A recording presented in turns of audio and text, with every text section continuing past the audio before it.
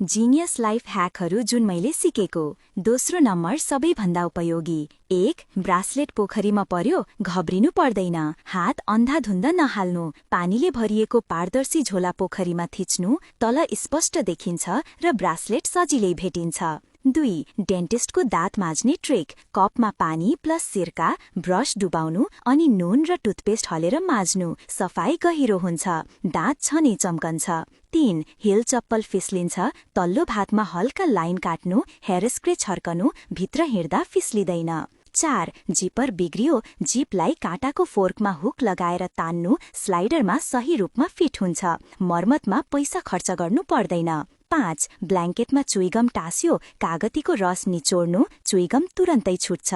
6. काना छिर्यो, सुई चलाउनै पर्दैन।